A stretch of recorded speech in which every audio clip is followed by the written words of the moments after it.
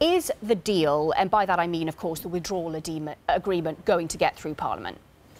So I hope it is going to get through Parliament, because I hope colleagues on both sides of the House will look at the deal very carefully. It is a lengthy 500 and almost 80 pages long, plus, of course, the future principles of what the future would look like as well.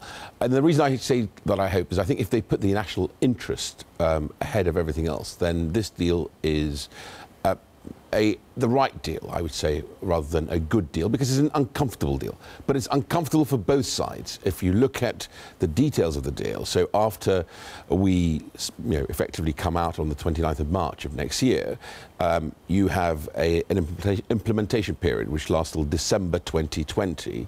At the end of that implementation period, we have a choice. We either extend it if we don't think the future free trade deal is in place, and that we can still meet the Good Friday Agreement, i.e. that the border remains open between Northern Ireland and Ireland, then we can extend it, or we go into a backstop. Now, if we do go into the backstop, which is what many of my colleagues are concerned about, if you look at the details of that, it says you can go to a backstop, but it's for the whole of the UK, which does make the other side very uncomfortable. Why?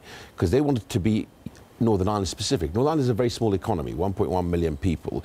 If only Northern Ireland is in the backstop, it's not a big deal for the EU, but the Prime Minister May said no, it has to be there for the whole of the UK. The UK is the 5th largest economy in the world. But is the concern not that the UK remains in the EU indefinitely, and therefore why are you in favour of it, given that you voted leave? Right, so if you extend the implementation period, you continue to pay into the EU. If you go into a backstop, you're no longer paying, but you still have access to that market. Now, I think, as someone who came out of the world of business into politics, that's not that's uncomfortable for the EU in many ways, much better for us. But even if you then want to come out, so first of all, let's go through the principles. Article 50 does not allow for the backstop to be a permanent backstop, because it says that that is not a permanent solution to the UK leaving. Then after that, let's say we think we have implemented everything we need to implement on our side to keep the border open between Northern Ireland and Ireland. We can then effectively go to the EU together. There's a conference held that can look at alternative provision to the backstop as a way forward. Or, if we think we've implemented it, we can actually go to the independent panel and say, we've done our bit. We think we've done everything we said we would do. The EU, in the legal agreement, says have to use best endeavours to do the same thing. If they haven't, an independent panel would adjudicate. So, actually, in many ways, this deals in a fair way, rather than a sort of advantageous way for us or for the EU, in a fair way of how you come out in an orderly way. Right. That's why I'm supporting it. The crucial question for the markets, though, is whether this is actually going to get past Parliament, because even though you're laying out a very cogent argument for why it's a good deal, many people don't agree with you. So if it doesn't get through, I know you want it to, but if it doesn't, what's worse, no deal or no Brexit? So I campaigned for Brexit and I voted for Brexit. I think it's the right thing for our country. I think Europe is moving in a direction... So no Brexit is worse? So I think, well, both are worse, because Parliament, there is no appetite in Parliament, there's not the numbers in Parliament to go for a sort of what I would call a no-deal Brexit, a disorderly Brexit, or a Brexit on WTO rules even. I don't think the numbers are there in Parliament. So many of my Brexiteer colleagues need to be careful what they wish for on that side. And then on the flip side, i.e. a second referendum, some people who want to rerun the referendum, there's no appetite for that either in Parliament. So both extremes will not get through. Will some members of the Conservative Party, though, be able to engineer a second referendum? I ask because Amber Rudd, Secretary of State for Work and Pensions, said if it doesn't get through, anything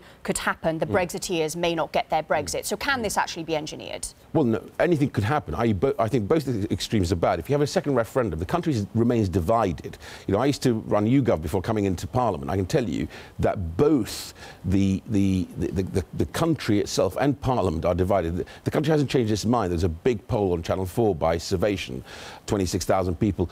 The people who voted Brexit remain wanting Brexit, and people who voted remain wanting Remain. So a second referendum will simply make this even more divisive, more uncertain, create huge uncertainty in markets.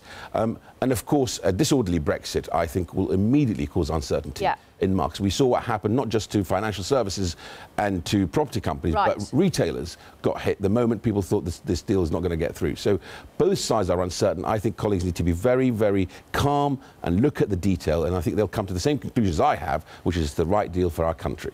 Can I ask you, Nadhim, if I think the way the markets are expecting the sort of timings to play out, assuming everything falls into place this weekend, is maybe a vote in the second week of December. Were that to be lost, would the market be right to assume there'd be another vote in January where certain things might change and that there'd be a sort of second go at it, or is that presumptuous? Well, my fear is if the vote is lost, as we've just been discussing, is you end up in this sort of chaotic place because there's no appetite for either a second referendum or a sort of, a WTO Brexit, a sort of us just walking away and saying, look, we don't want to deal with you on the terms that the Prime Minister has set out, which I think just creates more uncertainty. So because there is no majority for either side, you're in that sort of world of, well, where do we go from here type of thing. So I think that's not a good place for us to be, which is why I actually think the deal will get through, because I think when sort of, when the chips are down, I think colleagues will look at this and look very carefully to say,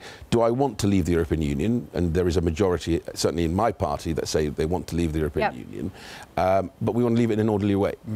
John, final thought from you, given everything we've discussed. Yeah, I think the markets are still very sanguine, actually. If you look at the currency, it's pretty much at the exact same level it was straight after the referendum. It's obviously been on quite a journey, but that does suggest the markets think this ultimately is going to play out okay, even if it's quite difficult day to day to see quite how.